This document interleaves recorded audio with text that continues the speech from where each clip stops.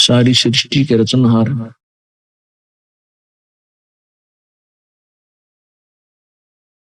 पूर्ण परमात्मा, पूर्ण ब्रह्म, कष्ट निवारक, संकट मोचन, अंगहारी, पाप नाशक, वो कबीर देव है, वो कबीर प्रभु है। ये वही परमेश्वर है जो बनारस में, काशी में 120 वर्ष तक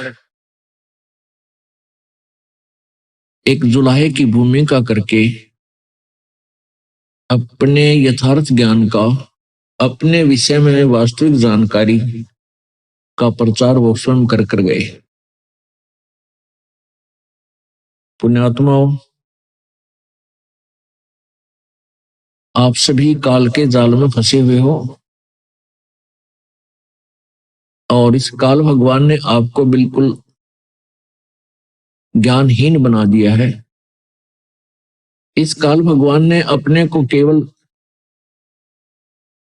यहीं तक सीमित कर दिया है कि संतान उत्पत्ति कीजिए, उसके बाद इनकी परवरिश करो, फिर इनका विवाह कर दो और फिर आप बेशक मर जाओ। पुण्यात्माओं,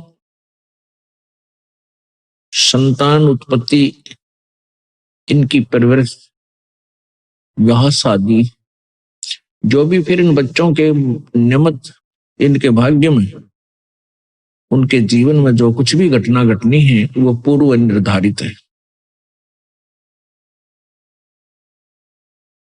और हम सभी भी अपने प्रारब्ध को ही पूरा करने के लिए यहाँ आए हुए हैं। प्रारब्ध वो जीवन है, एक मानव जीवन या एक प्राणी जीवन है जिसमें पूर्व जन्म के संस्कारों का ही आपको भोग प्राप्त होता है। उसको आप भक्ति ना करोगे तो भी भोग रहे हैं और भक्ति करोगे तो भी आप उस प्रारब्ध को तो भोग ही रहे हो। जो आपके प्रारब्ध में है वो तो आपको मिलेगा ही मिलेगा।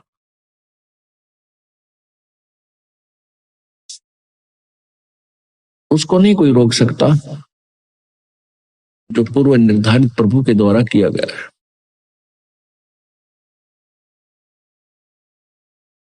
इसके साथ साथ हम परमात्मा की भक्ति साधना शुभ कर्म नहीं करते, ये हमारी भूल है। आज कोई दुखी है तो अपने पुण्य से, अपने पाप से, कोई सुखी है तो अपने पुण्य से।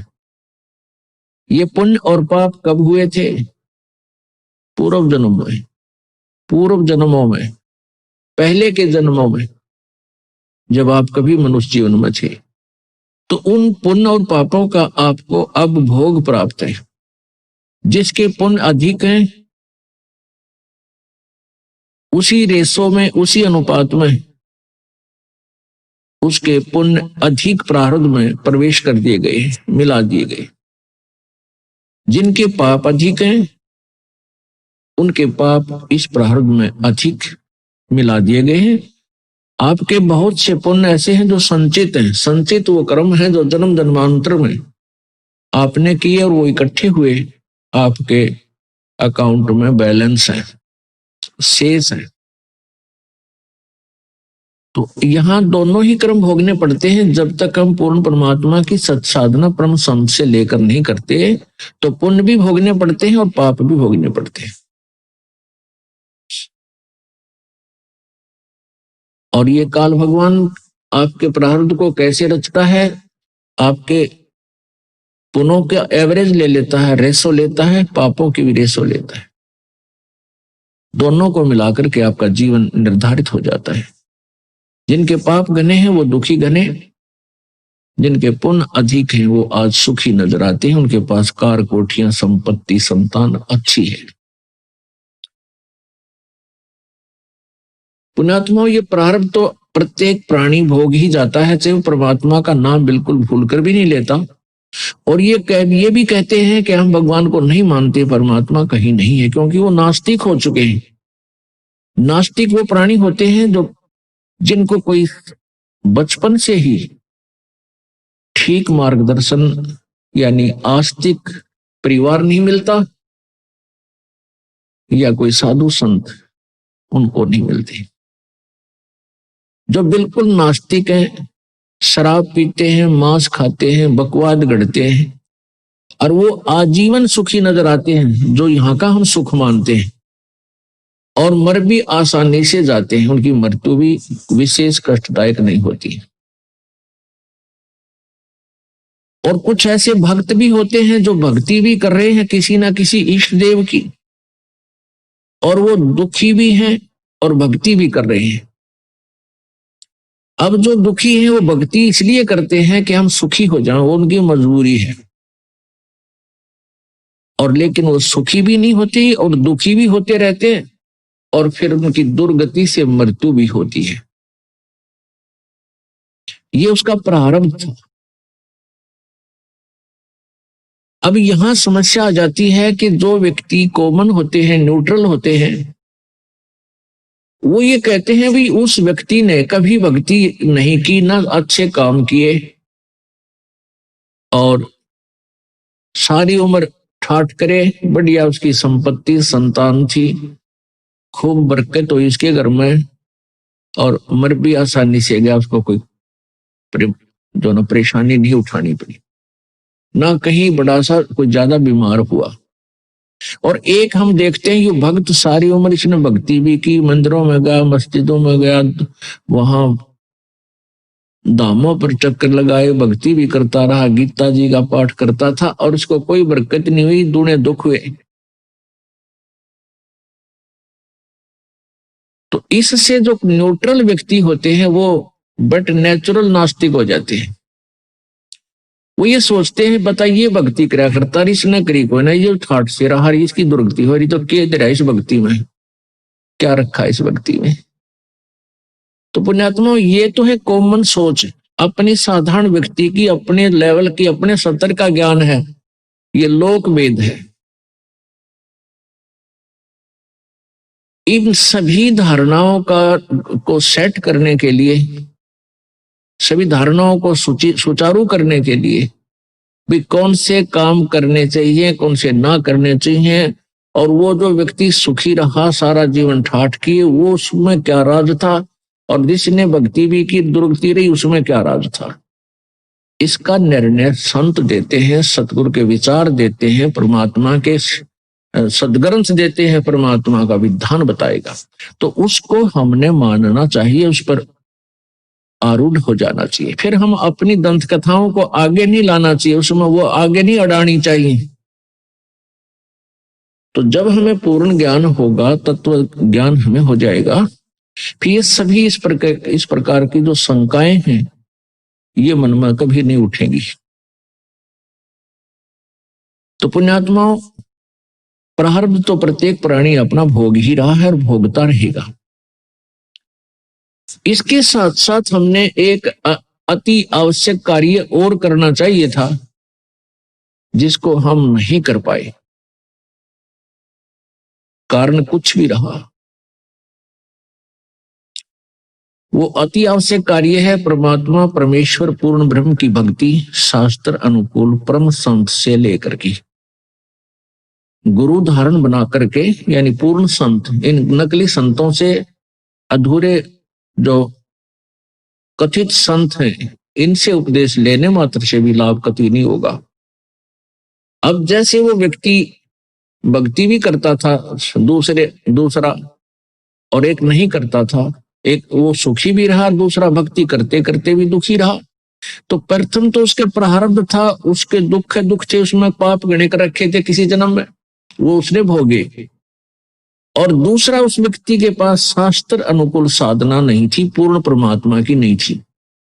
जब तक आप पूर्ण परमात्मा, पूर्ण ब्रह्म, सत्य पुरुष कबीर देव की, कबीर परमात्मा की भक्ति नहीं करोगे, परम संत लेकर यथार्थ मंत्रों से, तब तक आप अपना प्रारब्ध तो भोगते रहोगे, जैसा किया वैसा कर्म भी भोगोगे। अन्य किसी भी देव की, किसी भी भगवान की आप जी पूजा करते हो, उससे आपके, ठीक है, पुण्य और भक्ति कर्म जो उस स्तर के हैं वो तो इंक्रीज हो जाएंगे, वो पुण्य तो बढ़ जाएंगे, लेकिन आपके गुड अकाउंट में लिख दिए भी जाएंगे। लेकिन आपके प्रारब्ध के कष्टों में, संकटों में कोई परिवर्तन नहीं कर सकते, नहीं हो सकता, क्योंकि वो प्रभु जिनकी आप साधना करते हो वो अंगहारी नहीं है, वो पापों के शत्रु नहीं है, वो बंदी छोड़ नहीं है, वो बमबारी नहीं है।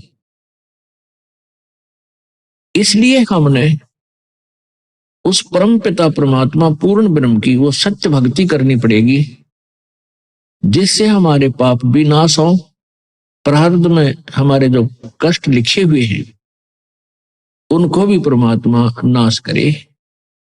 पुण्यात्माओं, परमात्मा की प्राप्ति भक्ति हम इसी उद्देश्य से करने लगते हैं कि प्रथम तो हम ये चाहते हैं कि भाई भगवान हमारा कल्याण करे, साधना भक्ति करने से हमारा कल्याण हो। कल्याण का क्या तात्पर्य है? कल्याण का अर्थ है कि हमें हर प्रत्येक,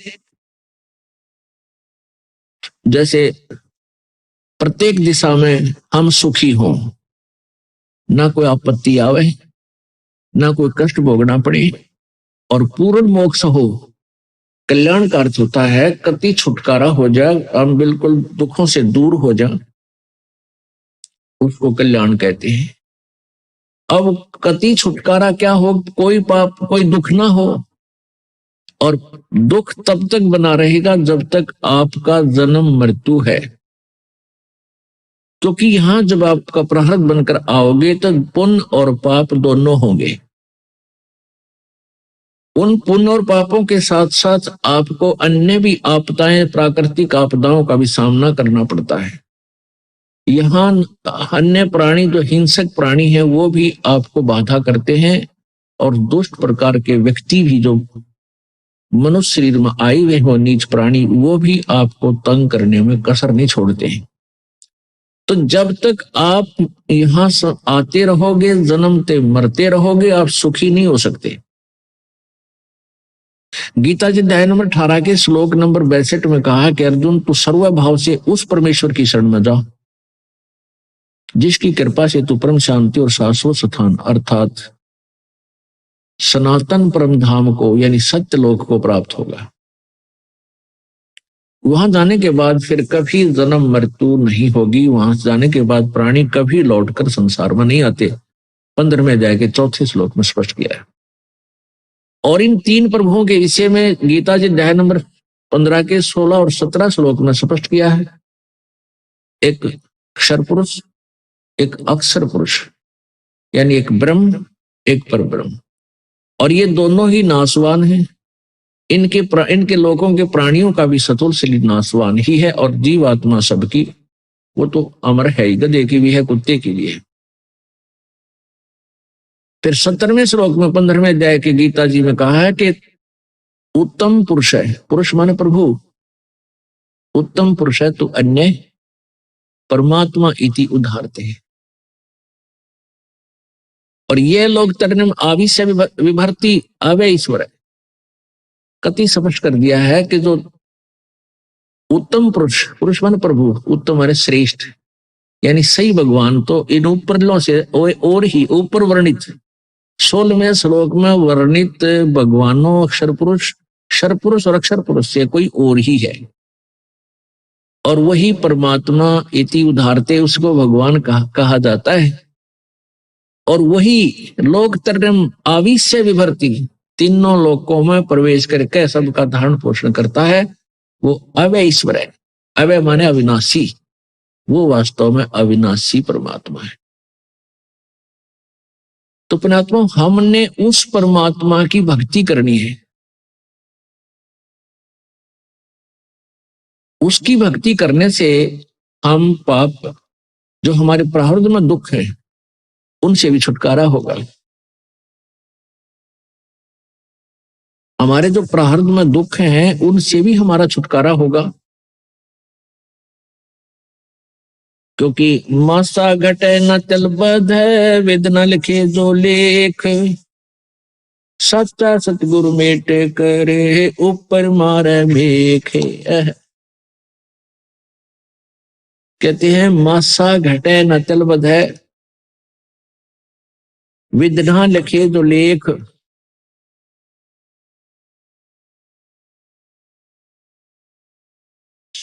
और सच्चा सतगुरु मेट के ऊपर मारते मेघ। आपके प्रारब्ध में जो भी लिख दिया गया है, आपका जो मनुष्य जीवन आपको प्राप्त है, इसमें जो कुछ भी लिखा गया है इसमें कोई परिवर्तन नहीं हो सकता। मासा घटे न चल बध वेदना लिखे जो लेख, जो परमात्मा ने आपके भाग्य में लिख दिया उसमें कोई परिवर्तन नहीं हो सकता। कब तक? जब तक आप पूर्ण परमात्मा की भक्ति नहीं करोगे, परम संत की खोज नहीं करोगे, तब तक आपका प्रारब्ध का दुख, आपका संकट निवारण नहीं हो सकता। उसके लिए आपने संत की खोज करनी पड़ेगी, परम संत की। जुड़े रहने के लिए हमारे YouTube चैनल को सब्सक्राइब करें और नई वीडियो की नोटिफिकेशन के लिए बेल आइकॉन को दबाएं। अगर आप ये वीडियो Facebook पर देख रहे हैं तो लाइक जरूर करें और ज्यादा से ज्यादा शेयर करें। धन्यवाद।